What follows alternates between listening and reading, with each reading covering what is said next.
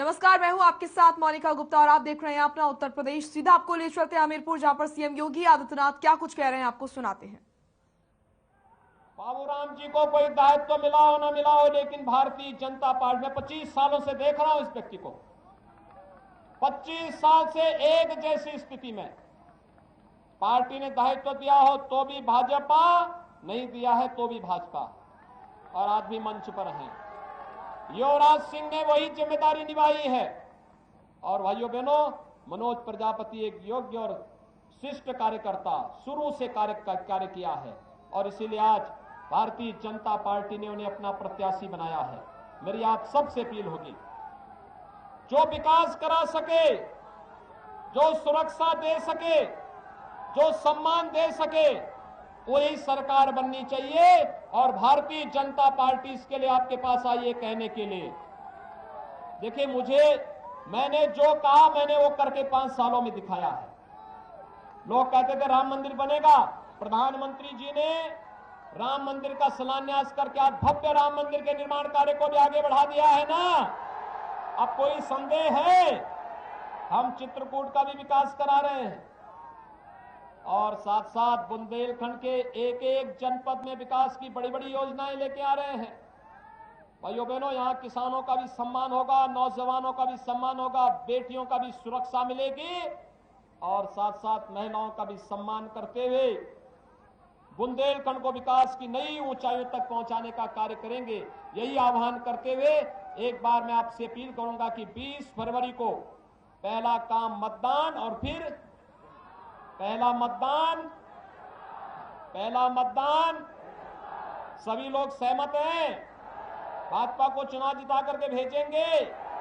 मेरे साथ दोनों हाथ उठा करके बोलेंगे, भारत माता की, भारत माता की, भारत माता की।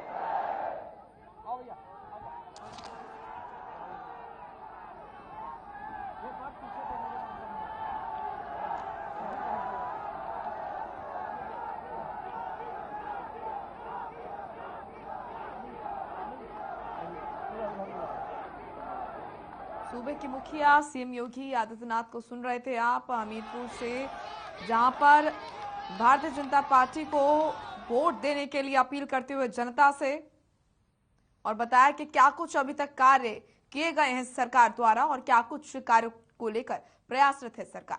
चलिए अब रुक करेंगे अगली खबर का। सीएम योगी आदित्यनाथ ने शिरोमणि गुरु रविदास जी महाराज की जयंती पर ट्वीट किया। सीएम योगी ने क्या कुछ कहा आपको बता देते हैं।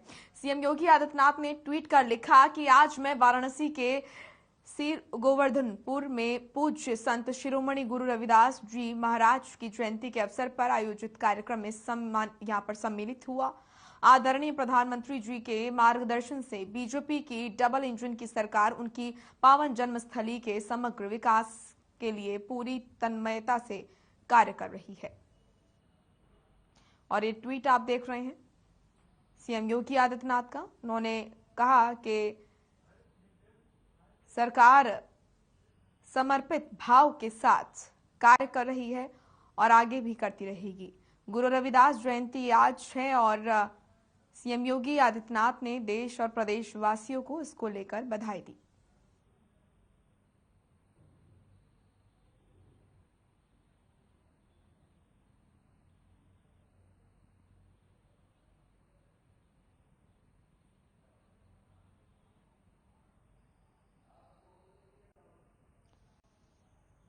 तो सीएम योगी आदित्यनाथ ने देश और प्रदेश वासियों को बधाई दी।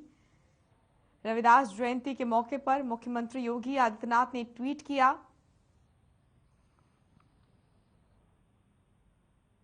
सीएम योगी आदित्यनाथ ने रविदास जयंती के मौके पर देश और प्रदेश वासियों को, वाराणसी वासियों को यहां पर शुभकामनाएं दी और बधाई दी। साथ ही तस्वीरें आपको दिखा रहे हैं रविदास महाराज की जन्मस्थली पर उन्होंने हाजिरी लगाई। सीएम योगी ने कहा कि मन चंगा तो कटौती में गंगा।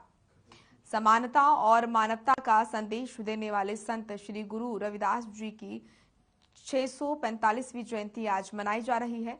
वाराणसी के सिर गोवर्धनपुर स्थित संत रविदास महाराज की जन्मस्थली पर सियासी दिग्गजों का जुटान हो रहा है। पंजाब के सीएम के बाद मुख्यमंत्री योगी आदित्यनाथ संत शिरोमणि की जन्मस्थली पर हाजिरी लगाने पहुंचे। इसी के साथ सीएम योगी आदित्यनाथ ने ट्वीट भी किया। वहीं ट्वीट कर लिखा कि ये हमारा सौभाग्य है कि पूज्य संत रविदास जी की जन्मस्थली सीर गोवर्धन उत्तर प्रदेश की सांस्कृतिक नगरी काशी में है।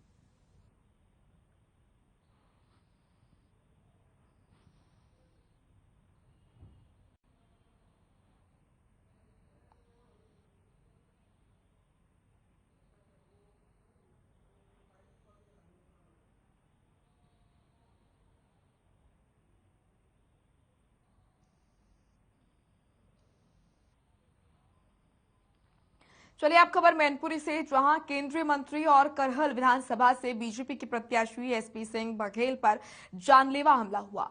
करहल विधानसभा के बरनाहल से जनसंपर्क कर केंद्रीय मंत्री एसपी सिंह बघेल लौट रहे थे, तभी उन पर हमला किया गया। आरोप है कि खेतों में पहले से छुपकर बैठे हमलावरों ने ईंट पत्थर और डंडे फेंके। हमले में केंद्रीय मंत्री एसपी सिंह बघेल की 4 गाड़ियां क्षतिग्रस्त हो गई। बताया जा रहा है कि केंद्रीय मंत्री एसपी सिंह बघेल की सिक्योरिटी की जवाबी फायरिंग के बाद हमलावर फरार हुए। वहीं बीजेपी प्रदेश अध्यक्ष स्वतंत्र देव सिंह ने केंद्रीय मंत्री और मैनपुरी करहल से प्रत्याशी एसपी सिंह बघेल के काफिले पर हमले पर ट्वीट कर समाजवादी पार्टी और अखिलेश यादव पर हमला बोला। ट्वीट कर लिखा कि अखिलेश यादव हार की कगार पर खड़े हैं। चुनाव में जीत जनता के आशीर्वाद के बल पर मिलती है, गुंडों के आतंक के बल पर नहीं।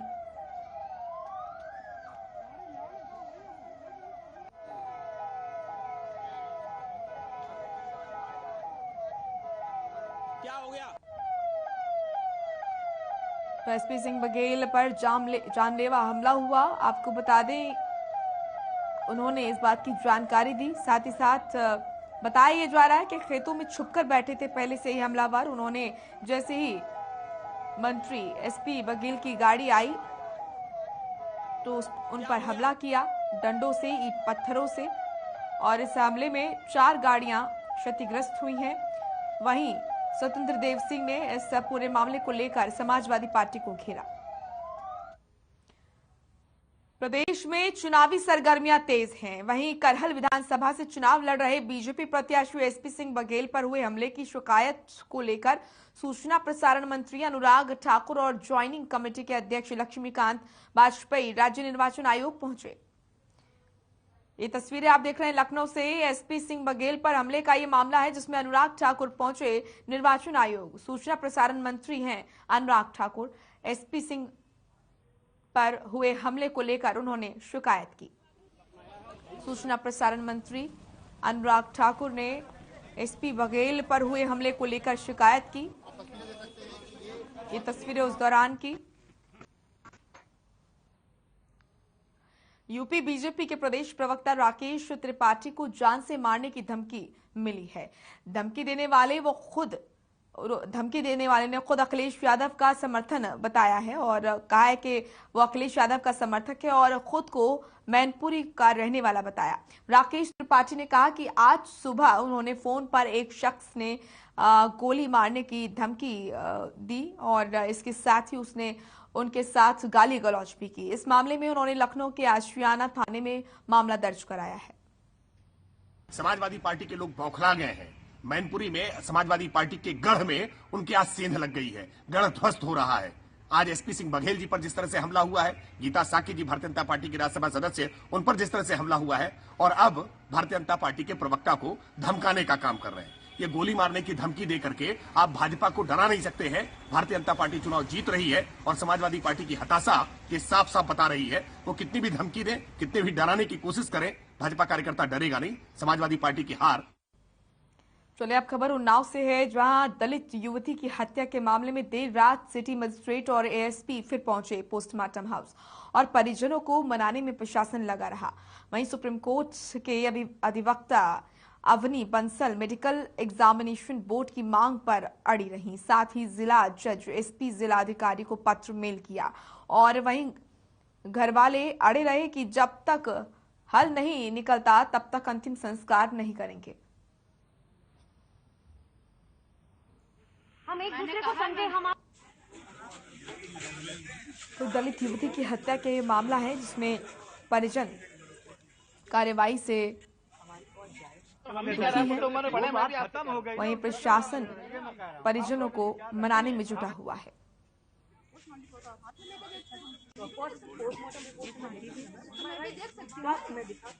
साथ के लोग भगा रहे हैं। देखिए, I am also from the arm force, ऐसा नहीं है, हम सब अच्छे रिनाउंड रिस्पेक्टेड लोग हैं, हम एक दूसरे को समझे। हम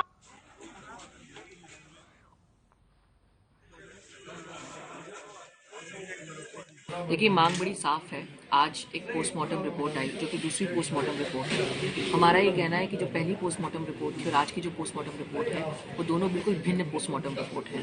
तो हमने ये एक लेटर लिखा है डिस्ट्रिक्ट जज को और कॉपी किया है चीफ जस्टिस हाई कोर्ट को, यहाँ के एसपी को, और हमने ये कहा है कि एक मेडिकल एग्जामिनेशन बोर्ड का गठन किया जाए जिसे डिस्ट्रिक्ट जज गठन करेंगे, चीफ जस्टिस जो है हाई कोर्ट के वो उसको सुपरवाइज करेंगे, और ये मांग रखी कि एक मेडिकल एग्जामिनेशन बोर्ड बने, और जब तक ये मेडिकल एग्जामिनेशन बोर्ड फिर से बॉडी को एग्जामिन नहीं कर लेता तब तक बॉडी को कंजर्व किया जाए, प्रिजर्व किया जाए, बॉडी को क्रीमेट ना किया जाए।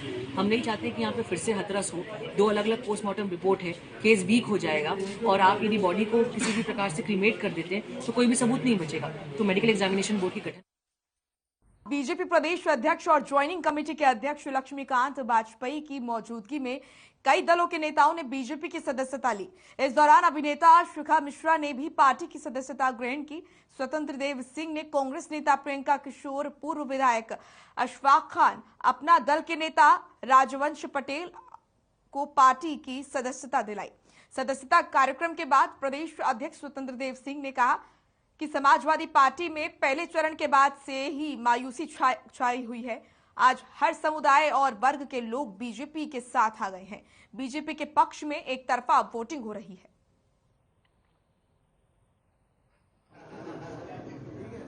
श्री प्रांशु सिंह चतुर्वेदी जी,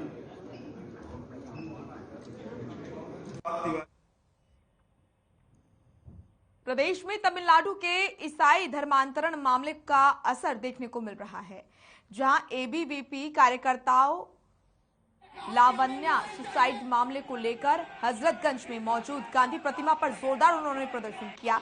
वहीं भारी तादाद में कार्यकर्ताओं को देख मौके पर पुलिस फोर्स तैनात कर दी गई है। इस दौरान एबीवीपी कार्यकर्ताओं ने आदर्श आचार संहिता और धारा 144 की जमकर धज्जियां उड़ाई। आपको बता दें कि ईसाई धर्मांतरण का विरोध करने पर लावण्या नाम की छात्रा को स्कूल मिशनरियों ने प्रताड़ित किया, जिससे उसे आत्महत्या के लिए मजबूर होना पड़ा। एबीवीपी ने आरोप लगाया कि लावण्या आत्महत्या मामले में विरोध प्रदर्शन करने उनके कार्यकर्ताओं को तमिलनाडु पुलिस ने गिरफ्तार कर लिया है।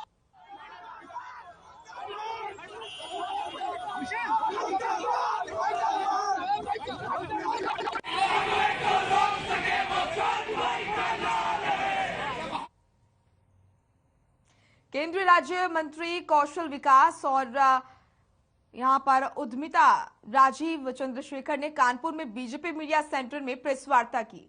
इस दौरान हिजाब मसले पर उन्होंने कहा कि हाईकोर्ट इसको तय करेगा कि इसका क्या मुद्दा है। बाकी इससे जो लोगों को भड़काना चाहते हैं वो ऐसा ना करें, क्योंकि देश में एक सिस्टम है, इसलिए हाईकोर्ट की रिस्पेक्ट करना चाहिए। वहीं हिजाब मामले पर ही जम्मू कश्मीर की एक छात्रा को जान से मारने की धमकी के मामले पर उन्होंने कहा कि जो लोग इंटरनेट पर लोगों को भड़काएंगे वो क्रिमिनल पैनल के तहत अपराध कर रहे हैं, इसलिए ऐसे मामलों पर पुलिस कार्रवाई करेगी।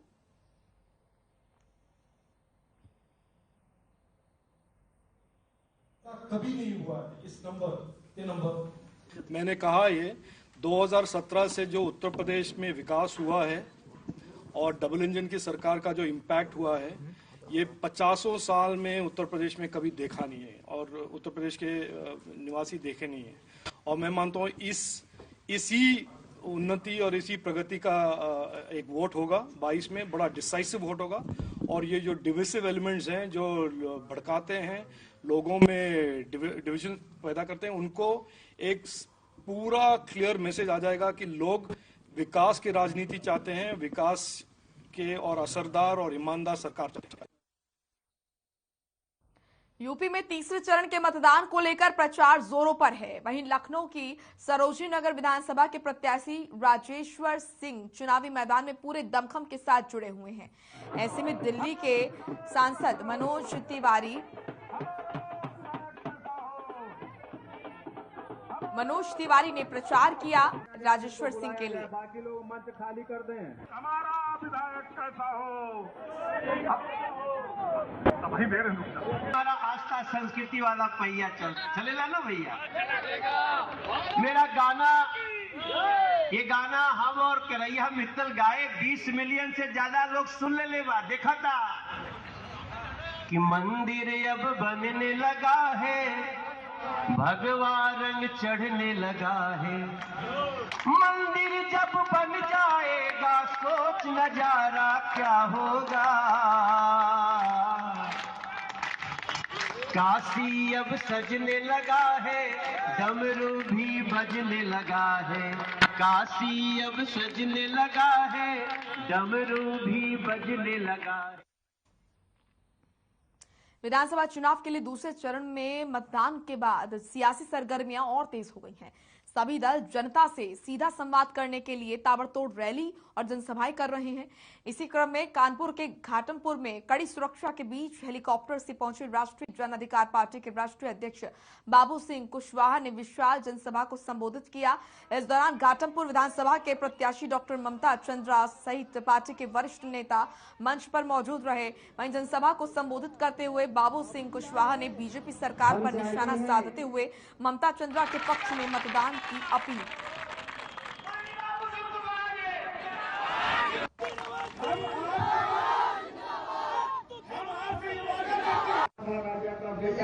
भागीदारी परिवर्तन मोर्चा पूरी तैयारी के साथ चुनाव लड़ रहा है।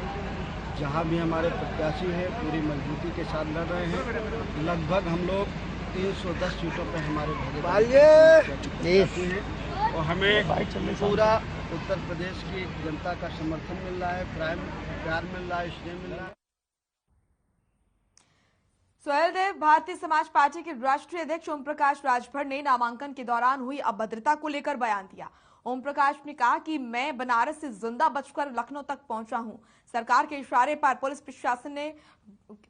प्रशासन के गुंडों ने वकील के भेष में मेरे ऊपर हमला किया। राजभर ने कहा कि 4 लोग गेट पर मिले थे और उनके साथ झड़प करने लगे थे।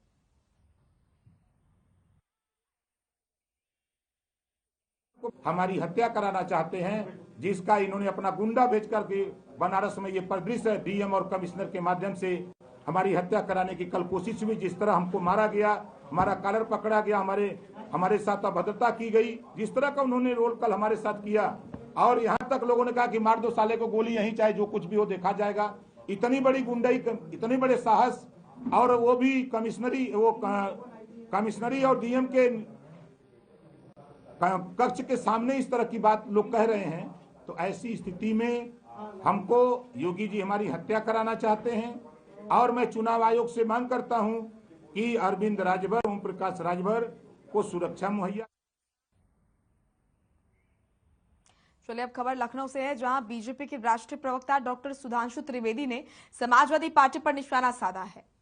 उन्होंने सपा पर तंज कसते हुए कहा कि सपा चुनाव के चरणों में धीरे धीरे आगे बढ़ रहा है और कुख्यात अपराधियों को गठबंधन में शामिल कर रहा है। जहां उत्तर प्रदेश के माफियाओं को बीजेपी सरकार ने जेल भेजने का काम किया, अब समाजवादी पार्टी उन्हीं माफियाओं के लड़कों को टिकट देकर चुनाव लड़ा रही है और संगीन अपराधियों के परिवार वालों को गठबंधन के सहारे चुनाव लड़ाने की साजिश रच रही है।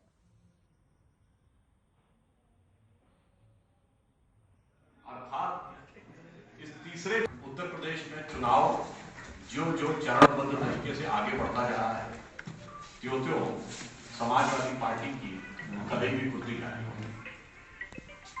वह कुख्यात और दुर्दांत अपराधियों के परिवार वालों को परोक्ष रूप से गठबंधन में शामिल करने का जो षड्यंत्र है वह जनता के सामने खुलकर सामने आया। और महत्वपूर्ण बात यह है कि जिन कुख्यात अपराधी के बेटे को समाजवादी पार्टी के गठबंधन से चुनाव लड़ाने की प्रक्रिया चल रही है, ये वही हैं जिनको कांग्रेस की पंजाब सरकार के दामने रहमत में महफूज मुकाम महसूस होता था।